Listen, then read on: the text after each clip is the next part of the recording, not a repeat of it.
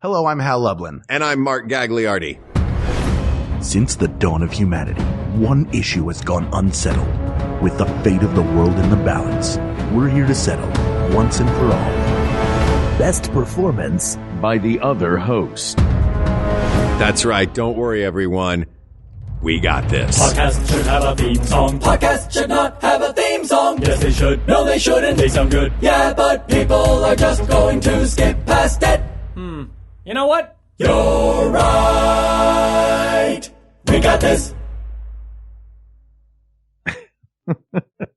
We just recorded, for those who didn't hear all of it, every possible iteration of us doing that opening combo. Yeah. This is an uncomfortable episode. We don't like to talk about ourselves on this. I don't. And I really don't like when other people say nice things about me. I hate that. I mean, I love it. I appreciate it. Like, I want people to say nice things. Sure. But I don't believe it in my head, is what I'm saying. Why don't you believe it in your head, Hal?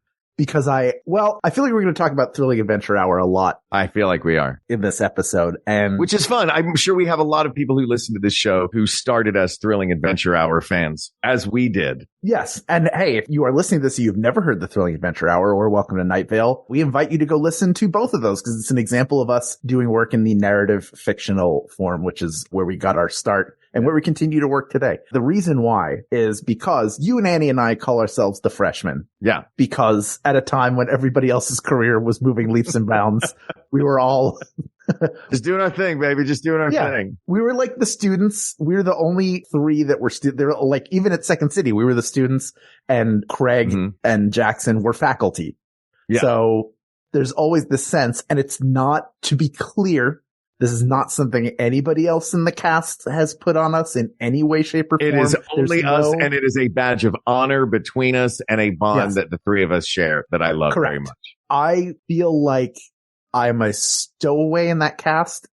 It's been 19 years. Yeah. And I still feel like at some point, everybody's going to turn and look at me and be like, you're still here? Like, you are not, in my brain, I am not anywhere near the level of all of the rest of you.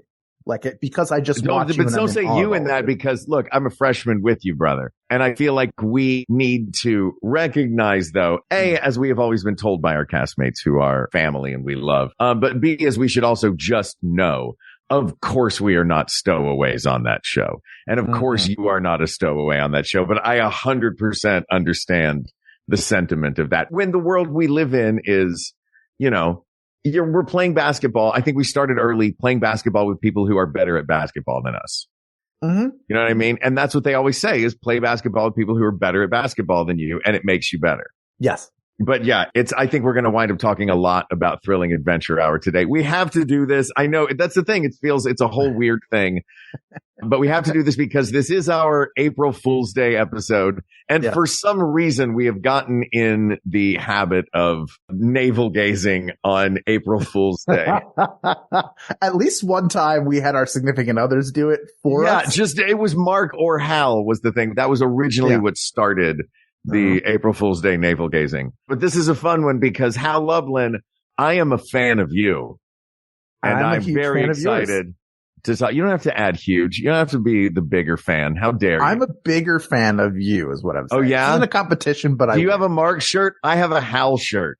I literally have a shirt that says, this is my Hal shirt. And there's a picture of That's you. true. If there was a Mark shirt, I would have one. By the way, just to be clear also to everybody out there, maybe this takes a little pressure off of you and I, Mark. This was actually suggested. I picked this up on the Facebook group from Benjamin Richard Morin or Marin. I think it's Morin, M-O-R-I-N. That's what I'm going to say. Thank you, Benjamin Richard Morin or Morin. Or Morin. We are more in the weeds today than we have been, I am sure, when we are talking about stuff that we were directly a part of. By the way, this would be the absolute perfect episode to be sponsored by BetterHelp or CBD gummies. Neither of them gave us a red cent for this.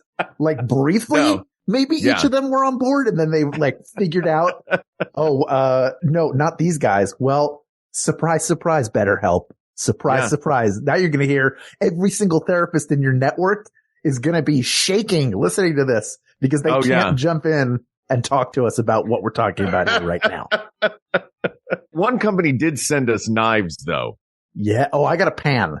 I use it every day. pan. Oh, Yeah, I use yeah. the knife every day. We got knives. We didn't get CBD gummies. We got CBD oil. Yes. Yeah, which was delightful. And I've never had oil. I feel like I would do gummies. That's how I take my fiber and my vitamins. I take them as gummies. Of course you do. It's like you either have to hide it in peanut butter like I'm a horse or make it a candy and then I'll eat it. Are your gummies like, look, we're just gummies. We know this is a good vessel. Or are they trying to trick you? Are they shaped like something? Are they bears or little strawberries? They're just droplets. They're like mini gumdrops, but they don't taste as good. And they're like, oh, we don't have any riboflavin. Chew away. Riboflavin. I don't know if riboflavin is an exclamation of, I know it's an exclamation. I don't know if it's an exclamation of excitement and joy or an exclamation of frustration. Is it riboflavin or riboflavin? That, I think, is it. I think you hit it on the first try. Riboflavin. All right. How do you want to approach this? I was going to ask you the same thing. You're always the structure guy. I'm always the structure guy. And on the way home today, I was like, how the heck are we going to structure this topic? Why don't we start easy and then we can talk about other things after? Let's talk. What are you giggling at? I don't know. Are your cheeks getting red? I feel like mine are already red. I'm so red right now. This whole thing has me beat red. Mm-hmm. Let's talk about the Thrilling Adventure Hour, because we've also put that episode off because it also felt like too much navel gazing. Let's go through the segments of the Thrilling Adventure Hour. Okay. And the characters that we played in each of them. Oh my goodness. I actually have two. Yes. Okay. Let's do that because I have two of mine for you and I have three that I've pulled so far. Oh, so we're just going to put forward nominees? Well, no, we don't have to, but I mean, because I love that. Two of them are from the Thrilling Adventure Hour specifically. Oh, okay. So you're coming forward with three nominees, and I will also come forward with three nominees then? I mean, not from Thrilling Adventure, two of them for Thrilling. No, it doesn't have to be 3 and 3, but we can certainly go through. I think it's interesting to go through it that way because if you look in like the fan wiki or whatever, we both played dozens of characters on the show. Because if, generally you're in Sparks, you're always playing Croach. Yeah.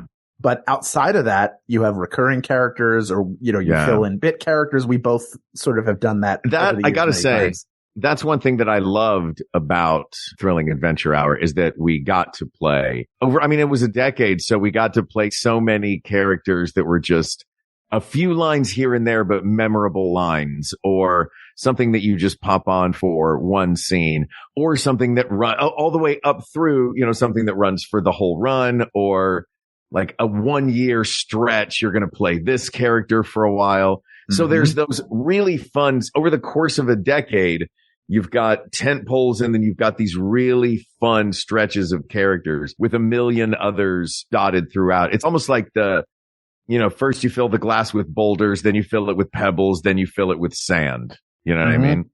Yeah. And I think both of us had lots of boulders, pebbles, and sand in that show, which was a lot of fun. Well, before we jump into that, very briefly, I want to touch on, without embarrassing you too much, what I admire about you as a performer and what makes what you do so special. Oh. Which is, number one, you have a deep love for everything performing, and that comes through in everything you do. You're always enjoying everything that you do, whether it's a small thing or a huge thing, and you're thinking of ways to make it better, which I think when you get as far as we have you're 20 years into a career, you could reach a point, not where you're on autopilot, but where you're like, all right, I've got my bag of tricks and I'm going to use it and I may pick up stuff here and there, but I think you have the same energy with everything that we do and that you had when we were doing sketch shows together almost 20 years ago, that you were like excited and brought ideas to the table and whatever it was, you always had an idea that you wanted to make it better. That's one.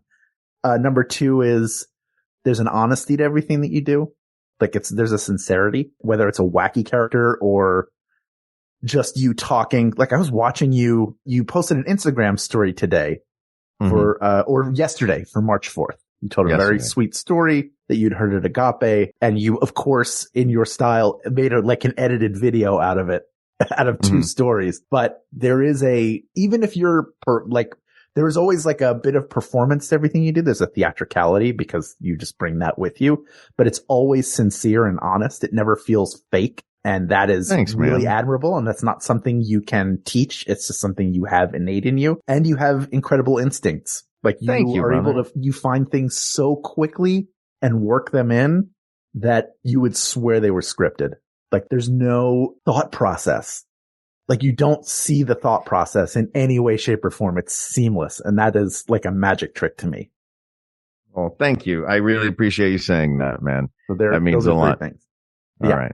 I'll take 3 things. Well, then I'm going to talk about you and what I think makes No, you. we're out of time. Let's No, take a break. we are not out of time. BetterHelp No. has really great. No, therapy you stop. options. You're not getting better help today. You are getting praised, brother. I'm shaking. Yeah, don't shake. Here's what I love about watching you perform. And here's what I'm looking for and what I think is going to be the best Hal Lublin performance. A thing I think you do. Well, there's 2 things. I will also do 2 things. 2 things that I think you do very well is you have a font within you of thousands of characters. You know what I mean? It's why your voiceover work is so good. It's why any character work that you do, anything you jump into is so specific. A character instantly forms. Whenever you create something and you walk on stage, you create it fast and you create it rich. You know what I mean? So you create these fast, rich characters just out of the well that's within you of whatever the moment dictates. And each of those characters comes out with a built-in point of view. And it's so fast and the point of view is so instantly seamless and it's got such integrity to it. The point of view always stays the same and well, not the same, but it stays true to itself with a character, even one that you've instantaneously created. It's almost like Jonathan Winters, where you go fully and deeply immediately into what you're doing. You stay there and you know how that character is going to react in any given situation. And I mentioned that first part and the way that you do that to point out that that is triggered by the second part, which is nobody listens better than you. I've just been editing this video and I am in awe of how well you listen. There is nothing that makes it past. Nothing gets past you. Everything gets logged. And if it doesn't get immediately utilized, it gets utilized later. It gets absorbed, not just logged, but absorbed. And your reactions all come organically from that absorption that comes from listening. So to me, that is both of those things combined are a hell of a superpower, my friend. Wow. Well, I'm incredibly uncomfortable and appreciative. This episode brought to you by BetterHelp. BetterHelp. Also that company that gave us kitchen stuff. And oil. Just drink a bottle of it if you're as uncomfortable as I am right now. Do a little shimmy. Why not? So we'll find the characters that fit those things for one another.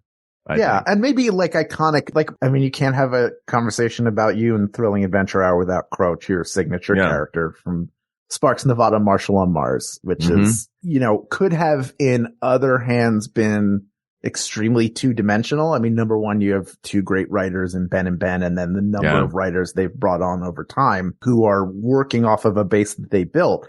But that gets drawn from the humanity that you bring to it. Like the interesting thing about Spock, which is maybe the best analog for this character, is Spock is half human.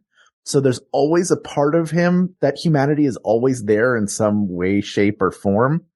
And you show it shows through a lot more in Croach and how he develops over time from being much more staunchly Vulcan or Martian to being much more in touch with emotions and having had more of a human experience.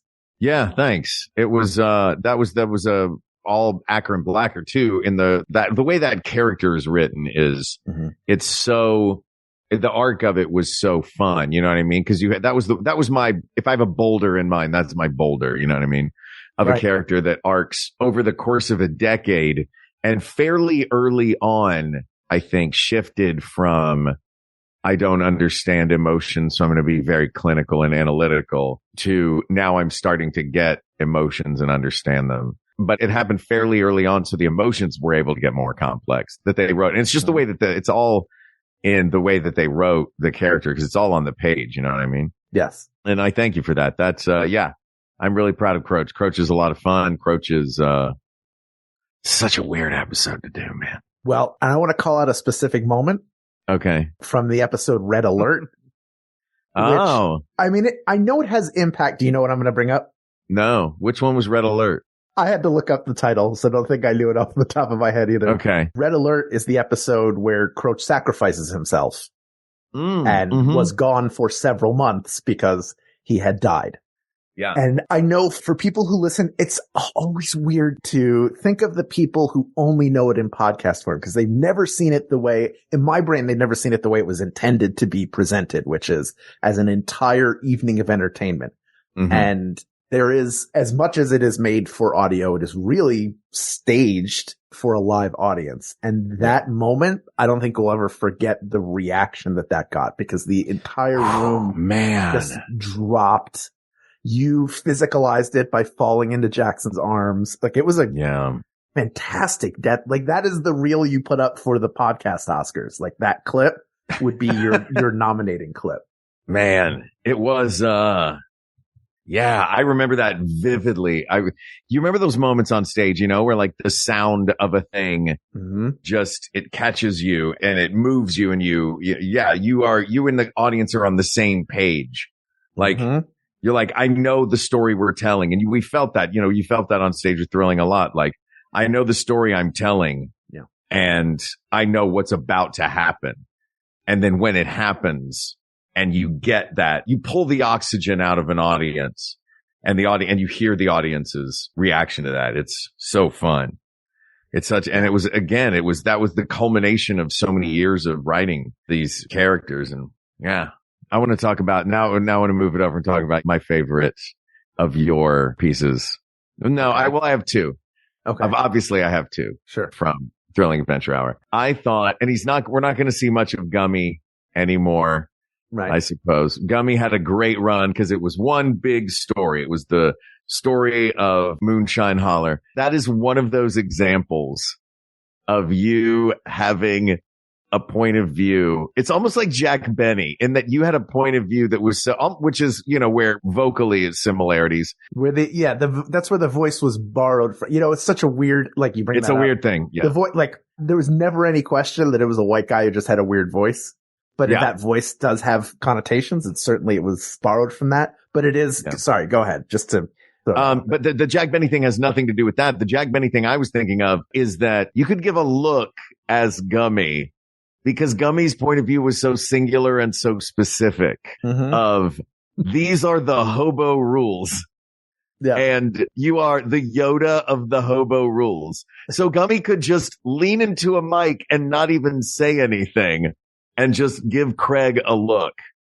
And that's one of those things that always made me laugh so hard with Gummy was all of your focus was on your Padawan. And it was on your Padawan and also the most base necessities of a hobo. Right. You know what I mean? Like, here's the list. I'm not going to try to do your voice from that, but here's the list of the things that a hobo needs, but also this is my pupil. And my God, what's it? Selling past the clothes. Yeah. There's, whenever, when he goes into one of his speeches and shite, you got to wrap it up. You're just, end in sight there. And you're just, Gummy is a great interrupter. Gummy is very high up there for me. The other one, obviously, is the one that you have in puppet form over your shoulder behind you. Oh, yeah. Which is Philip Fathom, the deep sea detective, because that feels to me like the most Hal Lublin. If this was a most Hal Lublin thing, because Philip Fathom is, first of all, a send up of Batman, comic book based, and you are a guy who knows his comic books. You are also a guy who knows the vocal shoulders that all stand on as far as voice actors playing Batman and doing Kevin Conroy or Christian Bale or all of the other people. Like, but taking the trope that all of the Batmen use and doing the funniest version of it. So like, I think that's what's great about it is it's like, okay, what is the funniest version of this guy that I can do? And it's so, I want to say it's deadpan, but it's not deadpan. It's just a voice that doesn't have a lot of musical notes. Yeah. So it's not deadpan. There's just not musical notes in it. So it's all the same note, Right. like musically the same note, but tonally, he absolutely is an emotional wreck, this guy. Yeah. I mean, Which is so, it's so fun to hear. I guess we both have characters in that show that sound in a way deadpan, yeah. but have the way they deal with emotions. And I think that Philip Fathom is a great version of, I sound deadpan, but if you really listen to Philip Fathom needs to go to therapy. Yeah. Brought to you by BetterHelp. BetterHelp. They'll get on the computer with you. You don't have to go into anybody's office. Yeah, that's the thing. It's like there's a limited musical range. So then the challenge each time is where to go loud and where to go quiet. Like it's just a weird, like technical thing. And that carries you through. Well, it's so pacing much. too. Right. And it's not the same without, again, like if you don't have Becky Ward playing that The spooky Batman violin sting on her piece, violin, playing that Dark Knight, it's not the same. I mean, we did it in December. And I think it got there, but I think without that, it's like it's missing something. It needs that piece to it because she would play it every time he spoke, even if it was like a little sting. And it's such a great bit. Yeah. And it pumps you up. It's such a fun bit. And bringing up Becky is a great point in this too, I think, because by design of this episode, we're going to be talking a lot about the work that we've done, but I think it takes three people to create a character, a writer, a director, and a performer. And in this case, a writer, director, a performer, and a series of musicians who also create the underscoring for those characters.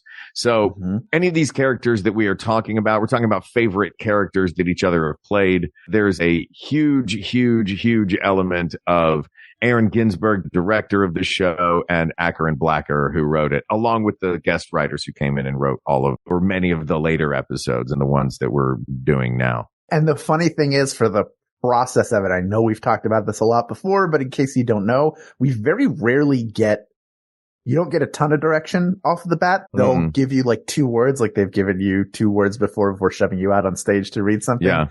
Generally, the only direction you get is maybe an adjustment if they want something a little different. Like I've gotten adjustments a few times over the years, but generally you're sort of left to your own devices. Same thing with Night Vale. Like nobody told either of us what to do for John Peters or for Steve Carlsberg. And we made a choice because we were used to doing a show where you have to make fast choices. And then that sticks and we're lucky to work with a series of creators who just trust us implicitly to do the work. Yeah. We will, you started talking about Welcome to Night Vale and Ken threw in go to break. like Aaron O from Glengarry Glen Ross, go to break. Yeah. Will you go to break? Will you go to break? So let's take a quick break and we'll come back and we'll talk a little bit about our experience on Welcome to Night Vale and some of the other gigs that we've done that we've enjoyed each other's work immensely in. We will be right back with We Got This with Mark and Hal. Thanks to everyone who contributed during this year's Max Fun Drive. We truly couldn't do what we do without you. With the drive in the rear view, it's time for another proud tradition, our annual charity pin sale. This year, the proceeds for the pin sale will support Vote Riders, a nonprofit dedicated to expanding ballot access nationwide. Members at $10 a month or more can purchase Max Fun Drive pins featuring shows from across the network, and all members are able to buy our network pin design, exclusive to this charity sale. The sale is live now, and it ends Friday, April 12th. For more info, head to MaximumFun.org/pin sale. And thanks again for your support. From the twisted minds that brought you the Adventure Zone, Balance and Amnesty and Graduation and Ethersea and Steeplechase and Ultraspace and all the other ones, the McElroy brothers and Dad are proud to reveal a bold vision for the future of actual play podcasting. It's called the Adventure Zone versus Dracula. Yeah, we're gonna kill Dracula's ass. We're gonna attempt. We haven't recorded all of it yet. We will attempt to kill Dracula's ass. The Adventure Zone versus Dracula. Yes, a season I will be running using the D&D 5th edition rule set, and there's 2 episodes out for you to listen to right now. We hope you will join us Same bat time, same bat channel. For more Bats. fun. I see what you did there. All right, let's talk about Welcome to Night Vale. Your glasses remind me of the Good Shepherd. That's what I've seen. You got new glasses? I mean, just I wearing did. glasses. And Yeah, I'm new to wearing glasses. yeah, they look great. Like, you should never take them off, number one. Number two, Thanks. they look like they remind me of the Good Shepherd. What is it the Good reminds me of. Shepherd? I It's never that saw Matt that. Damon, the spy movie, but he wears Oh. a similar pair of glasses. Oh, okay. I look like Spy Matt Damon. All right. Yeah, you pull it off better though. Oh, thanks, bud. Let's talk about Welcome to Night Vale, because your character on Welcome to Night Vale, mine showed up a few times and was like, oh, that's fun. I remember that guy. He's a good time. Steve Carlsberg is one of those characters who is, I want to ask you about this. Yeah. Because what you are doing on that show, I think, is brilliant. And I think it is, you know how when you work out or you stretch, you also want to do the reverse, right? You want to do like, if you move a certain way, you want to also reverse the muscle and do the other side. So you've got tights and fights and your love of pro wrestling. Pro wrestling, a world where the people that run out into the ring and are the kind ones and cheer and the crowd loves them. And then there are the characters that go out in the ring and are the mean ones and the crowd boos them. And then that is one stretch that you have. And then you've got the reverse stretch in Steve Carlsberg, where you've created a character who is the world's nicest dude, but elicits boos from an audience. You are doing anti-wrestling, and it is a fascinating character study and bit of sociology and hilarious bit of comedy. And the more the crowd bullies Steve Carlsberg, the kinder Steve Carlsberg gets. Yeah. Well, thank you. Definitely. That's a very good point, and that is probably why I enjoyed being, but now he doesn't get booed as much because the relationship has evolved, but Okay. Yes, I will say Those that this first was when many we were years. touring together. The first many Yes. years of the show when you were crafting Steve Carlsberg. Now Steve Carlsberg's heel turn is over. Yes. And Steve Carlsberg has gone face. Is that what they call it? full baby face. Yeah, he's a Full face. baby face. That's Steve right. Carlsberg is full baby face. Yeah. And Cecil loves Steve Carlsberg is where the relationship sits now. Yeah. And that is all just the joy of how lovely. That makes sense to me because an audience can't maintain not liking you for that long. Yeah. I mean, look, first of all, I absolutely loved being booed. I loved seeing which Mhm. cities would boo the It's loudest so and the funny. longest. Jacksonville. You want him to care. Yeah. You want him to care more than anything, and they care about that character. And really, the playing him as a nice guy just came from looking at the script, maybe on the plane on the way to New York, because we did that live show in New York. It's the first time any of us had done the show, and he got yelled at. So I was like, well, what's the funniest thing for somebody being yelled at? They have to be really nice.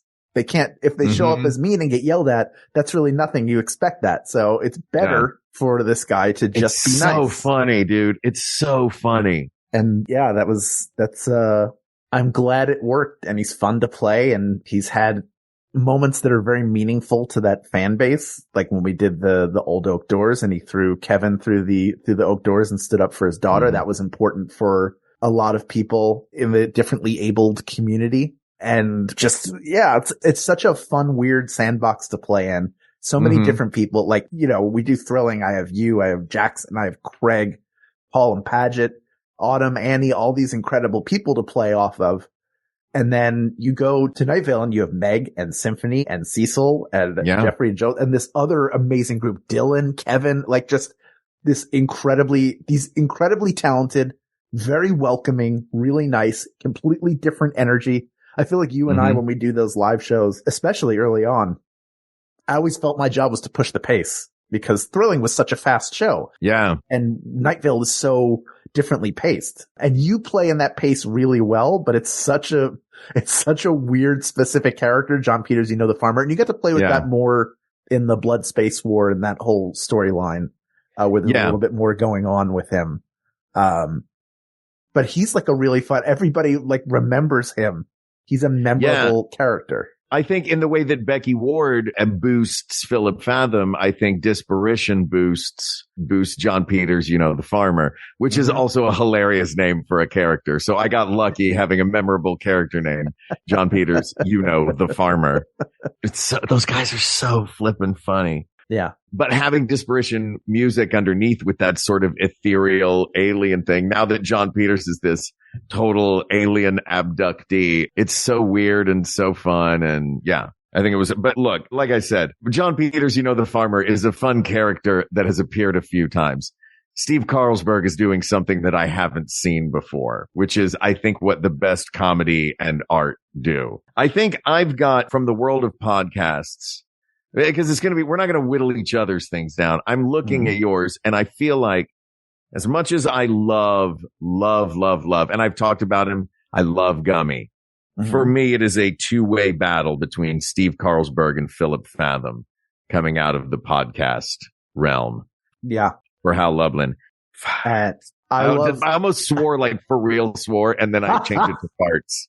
Did you hear that? Thanks. No, I didn't even hear you say it. I went farts. Well, I love in the world of podcasting, Croach, specifically in Red Alert. I just think that's a high moment, but there are tons of great Croach moments.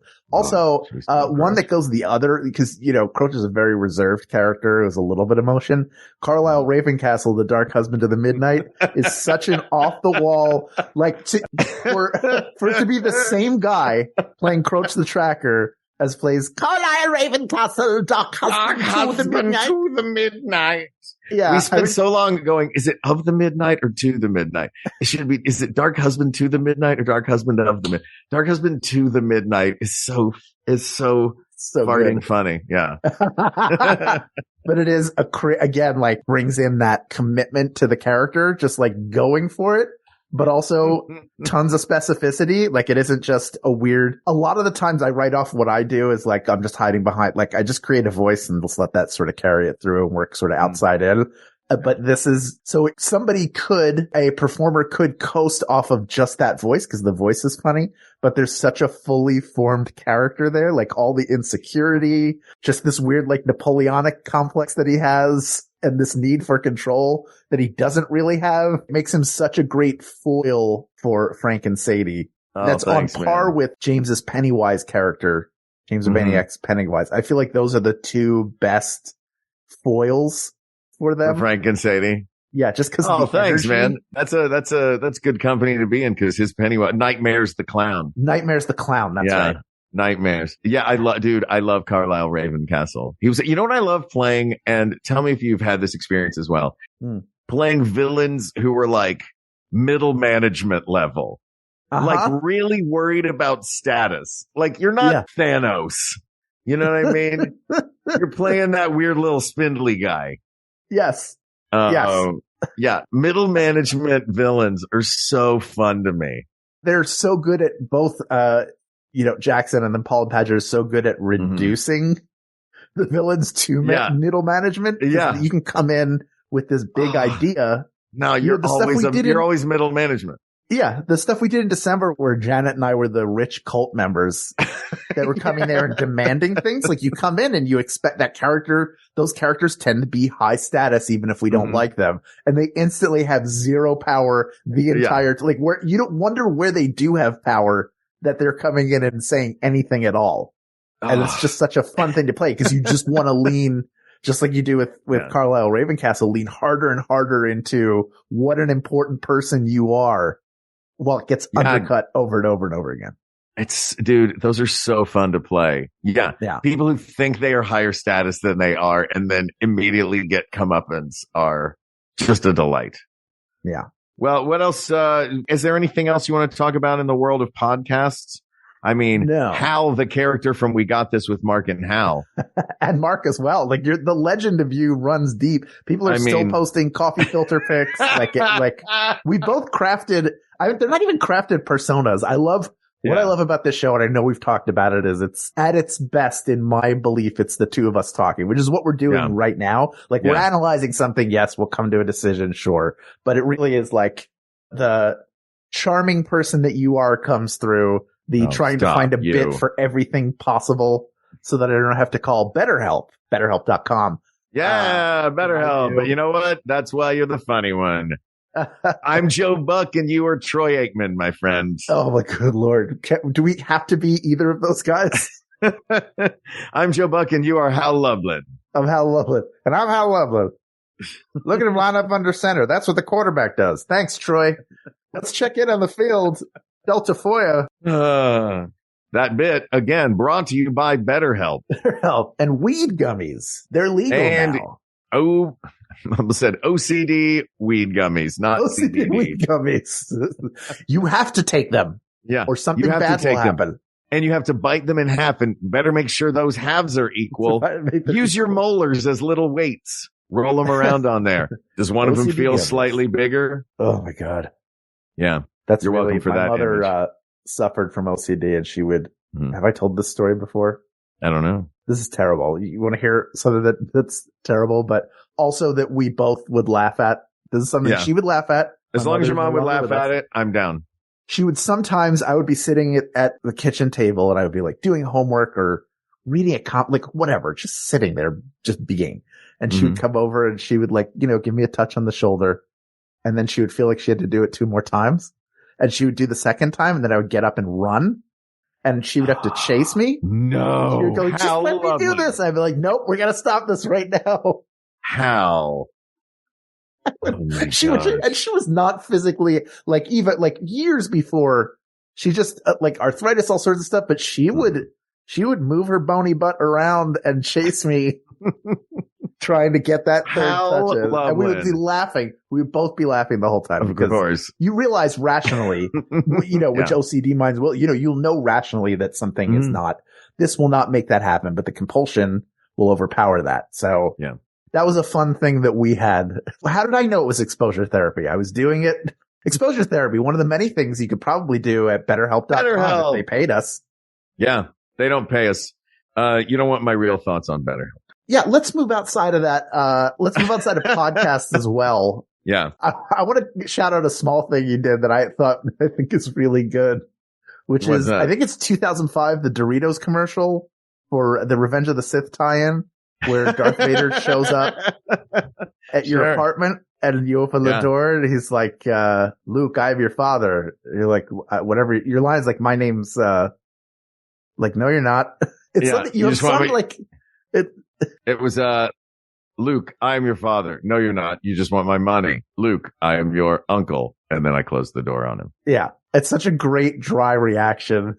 I just love that bit of business. I'm like, oh, that's so good. Like you should be in a ton of commercials. Oh, thanks. Did I tell you about the guy that played Darth Vader in that? No. He was the nicest guy in the world. Very tall, worked for Lucasfilm, but in like accounting. And they were like, this movie's coming out. We need someone to do all of the appearances as Darth Vader. Commercials, mattress store openings, like whatever Darth Vader's going to show up at. He was just a guy in the accounting department and he's a giant Star Wars nerd. So it was great that guy got to be Darth Vader during the whole, I guess it would have been Revenge of the Sith. Yeah. During the whole Revenge of the Sith, like promotional run. Yeah, that was a fun one. Was his voice deep or was he just like, hey, I really love being in this suit? He was just just like, hey man, yeah, this is fun, right? Delightful. Oh, that was a fun little business. You want to talk about outside, like more? Let's talk about Venture Bros. Okay. Let's talk about Venture Bros. Because you and I got the opportunity. This is another one of my favorite Hal Lublin pieces of work. And it's one that we got to do together, which I think is cool. Yes. You were Emmy submitted for this role. I was. Yeah. How, if you haven't watched Venture Bros, watch the season. Season 6 is Wide Whale's first season. Mm-hmm. The villain that you play on that show, I think it's great. Like some of the best voice acting work I've heard, some of the best voice acting work that I've heard, period, but also that I've heard you do, because it's got a level of comedy and a level of pathos. It's a level of pathos in a character that also has the comic timing of Hal Lublin. You know what I mean? So you've still got your timing and all the funny bits are hilarious. For those who don't know, Wide Whale is the big bad of season 6 and 7 of Venture Bros. And Hal Lublin is brilliant on that show. I play his sidekick, Rocco, or his henchman, Rocco. But I'm just a henchman in that doing a thing. Hal, you're Shakespearean in that.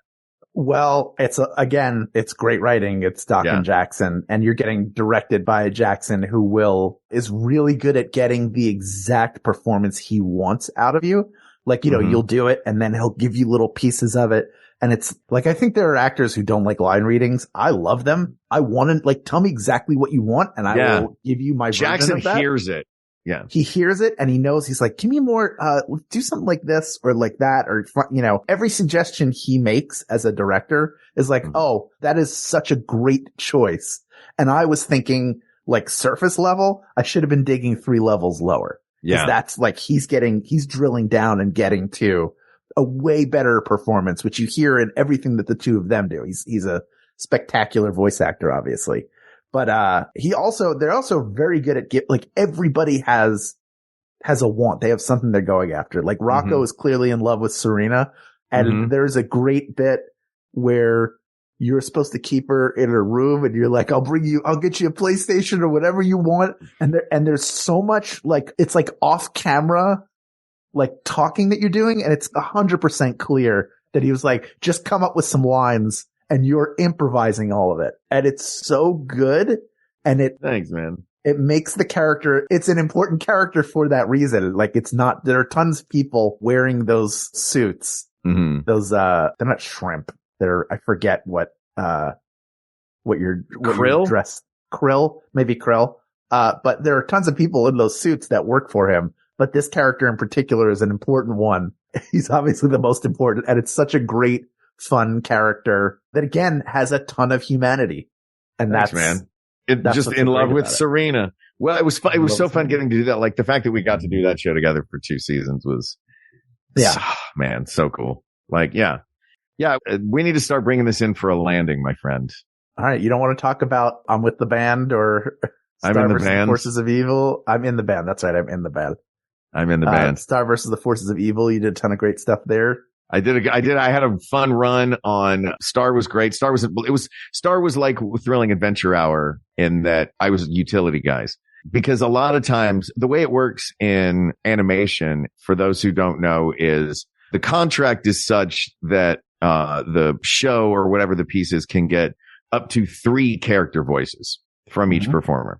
You know, if you're the lead character on a show, you're probably going to do, you know, your character. Like that's your thing. You go in and you play your character, or, you know, you do a one-liner here and there, or some people, which like the Simpsons cast, they go in and they'll do 3 characters in a session. One of the things about this show that I loved is they would give me a chance I would always be coming in to play one main character in an episode, like whether it was a good guest star bad guy or something. And then it was always like, well, we get 2 more out of you. So now do this one cop line and these 2 lines from an ogre. You're like, great. So it was always a blast to go in and goof around in there. Shout out to Kelly Ward, shout out to Darren Nefsey, the creator, but shout out to Kelly Ward as well, the booth director for that show, who was great and was the 2 of them were just always like, fine, goof around, do what you want. Let's figure it out. Oh yeah, having a good director. How was Magiswords? Who was your Magiswords? Was the same. It was always like crazy stuff. And again, Kyle was a dear for bringing me in on that. And then Christy Reed directed every episode, at least every episode I worked on. I assume every episode of the show. She's a fantastic director and a great human being as well. But it was always fun.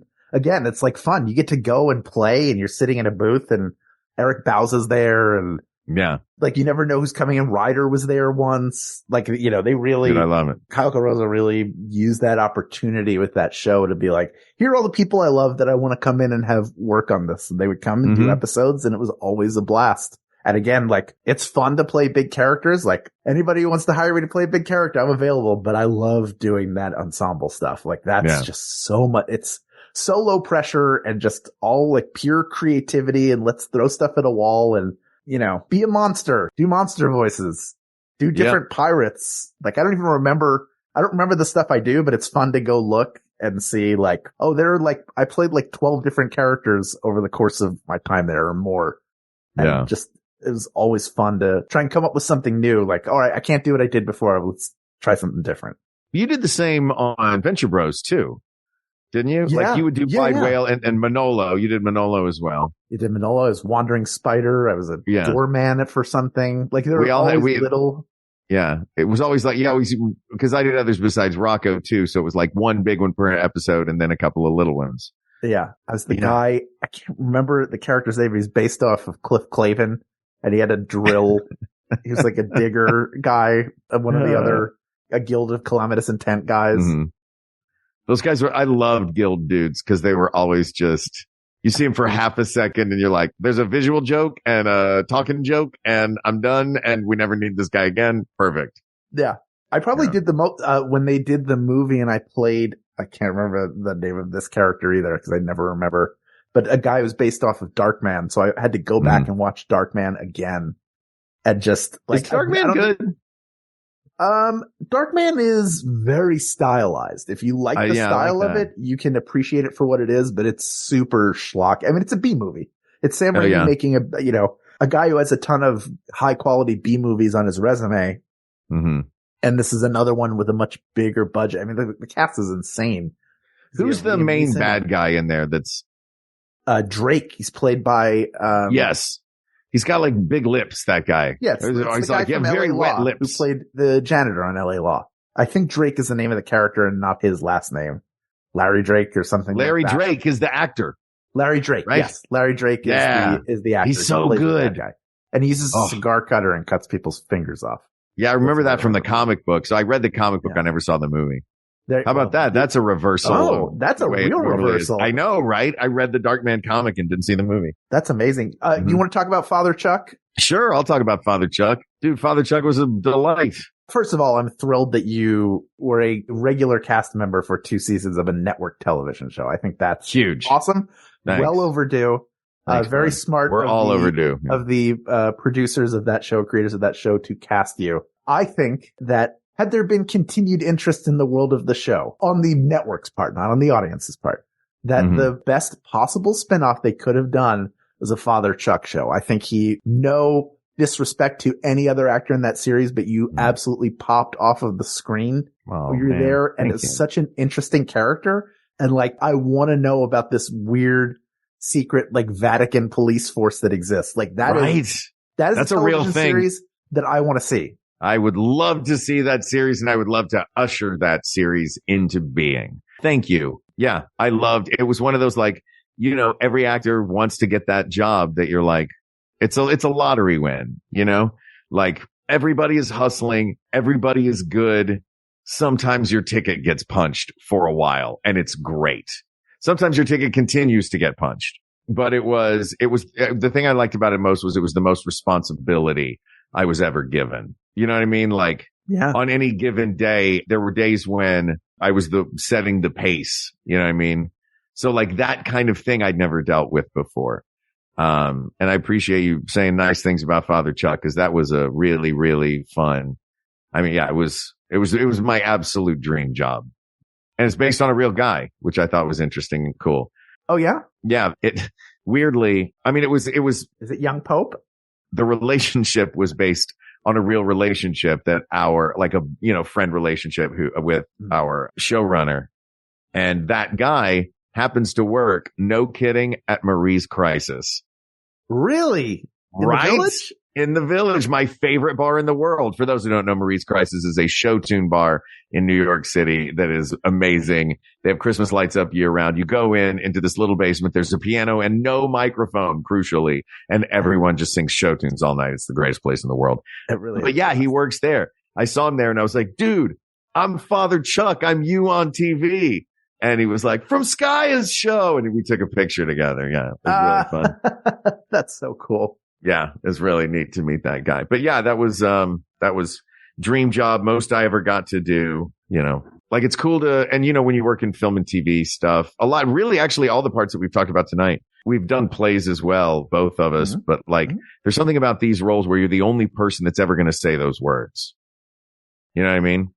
Yeah. That I think is, you use the go to break as we were going to break. You're using the Mhm. go to lunch that Williamson delivers in Glengarry. Williamson, not Aronow. Thank you. That was the role I played in college. I played Yeah. Williamson. Did you really? And I had to deliver that, go to lunch. Will you go to lunch? That's so good. Yeah. It was fun. But other people have said those words. All of these characters that we're talking about tonight we're the only people that have ever said those words. Yes. One more, I want to bring up one more thing of yours. Can I, before we bring this in for a landing? I feel like it would be weird, especially for people who listen to this show, to talk about your body of work without talking about Drunk History, which you could say the alcohol is doing a lot of the work. It is. But out of the number of people they've had as their drunks, all of whom have done a very good job. Kirkman, obviously, legendary.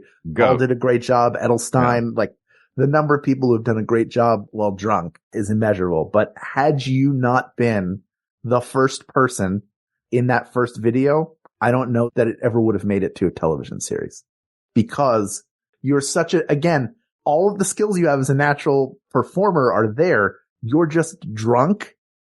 So like just the timing, I think about this a lot. Like just like going around my day, I think about Aaron Burr's not my money. Alexander Hamilton is. And then the pause, he's on the 10. And that's the last thing that you say, but it's so well timed that you're like, there's no way he's actually drunk and he can tell it this well. I know, obviously there's a copious amount of editing done, because dealing with a drunk person and trying to get a story out of them is impossible. But just the way that you deliver it, it's so good. It's so good. Nobody ever did it better than you. Oh, thanks, man. It was fun, dude. That's all I can say is it was the weirdest job in the world. The weirdest.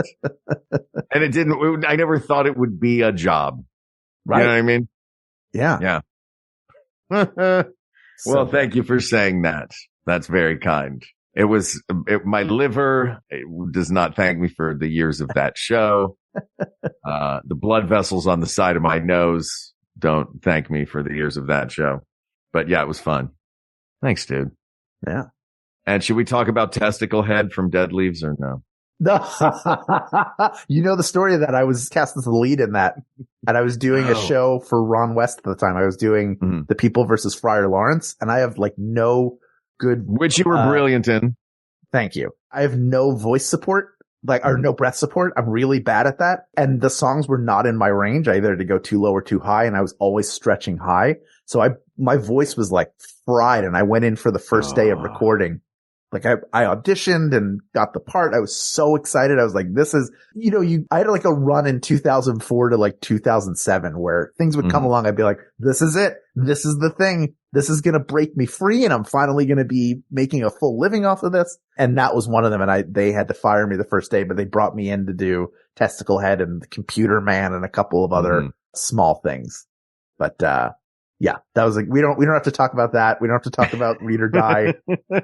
That's fine. People can find the rest of it. I think we've picked it. You can pick mine. I'll pick yours. Yeah. And that'll be that, because we can't, all right. I'm not going to weigh in, and I'm curious what your conclusion is and why. So go ahead. You do a People of the World and I'll do a People of the World. People of the World. You saw the way that Hal's heart works when he played Steve Carlsberg. The brilliant performance he turned in that podcast, Welcome to Night Vale, in the way that he brought an audience along from booing him to loving him just with the power of his heart. You saw Philip Fathom.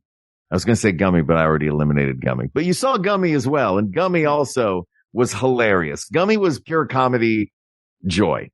Philip Fathom, also pure comedy joy, executed perfectly, a hilarious, emotional character. But I think to truly grasp the combination of the heart and the comic timing, I think we have to go with best performance by Hal Lublin. The only one on the list that got anywhere near the Emmys. Is Hal Lublin as Wide Whale on Venture Brothers. Asked and answered. Oh, wow. Well, People of the World. Mark's got a crazy long resume, and there's a ton of it that you can go watch, and I encourage you to do it. You can find a lot of his Disney Channel stuff, both animated and live action. And he's always good at everything he does. Like, he's going to draw your attention, but not in a way that upstages the scene. Just, you go like, oh, that guy's really good. Like, you're drawn to him for that reason. Father Chuck is an incredible role that stands out. I think it's the best performance on that show, with a number of very talented actors doing a very fine job. I think that is a great performance, but I think that what you did as Crouch, it's just like, it's one of those like roles of a lifetime. And I don't know if without you, it would have ever had the legs that it did, because you're such an important part of that equation. It's you and Jackson and how you play off of one another, and the emotional roller coaster you've taken people on over the course of 14 years. My God. No, more than that. 24 years. No, right? No, 19 years. 19 years. I got there. Yeah. My mouth's not 19 years we've been doing that show. 19 years. It's just such just from the body of work that it is, that you did it month in, month out, with the exception of the time when he was dead. And just the range that you've gone through with it and where it is now, and still being able to play shades of who he was at the beginning with who he became.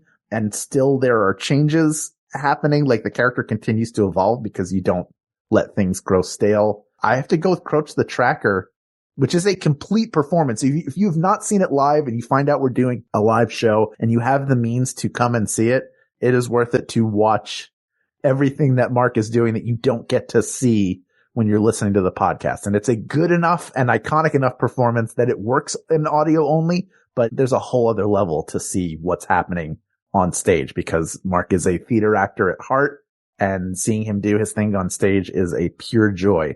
So it's Crouch the Tracker, asked and answered. Oh, man. This was delightful. We were both very nervous about doing this episode. How do you feel are you happy with the choice that I made?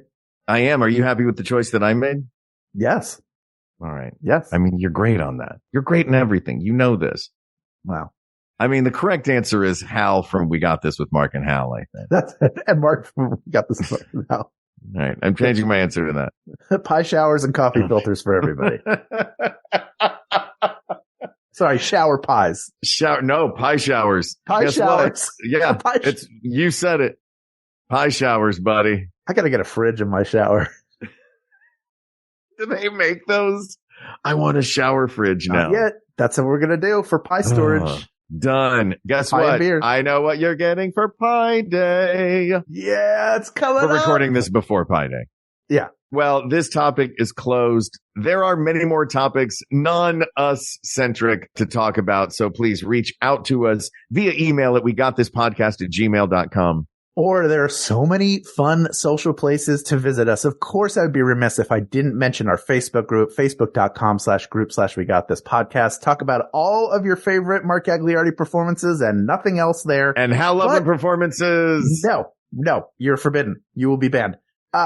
Also, we are on Instagram at We Got This Show, and we are on TikTok at We Got This Podcast. Check us out at both those places. Also, if you're like, I only listen in the car because that's where you listen to podcasts, and you want another place where you can listen to pretty much the entire library of episodes, our YouTube channel, youtube.com/WeGotThisPodcast. That is what we are on there, or channel/WeGotThis. Just look up We Got This Podcast. You'll see the logo. You'll know it's us. The full episodes are available there. You can watch them in video form, which means you're just watching the logo and it's playing. We don't put up. Man, I got so scared for a second. No, there's no. I was like, wait, what? None of that. It's just when we publish episodes, they will go right to that YouTube channel. So subscribe there when we do live stuff. That's where you're going to see it. So be sure to throw us a subscribe there if you don't mind. Thank you to producer Ken Plume, who performs so admirably in his job week in and week out, and does a lot of other performing as well. You can support him at patreon.com/Ken Plume and see all of the wonderful things that he's doing. Thank you to researcher Kate McManus, graphic designer Uri Kilman, and QA engineer Jen Alba. And thanks, of course, to our musicians, Jonathan Dinerstein and Mike Furman, for our score and theme song, respectively. And thanks to you, the people of the world, for really indulging us on this one.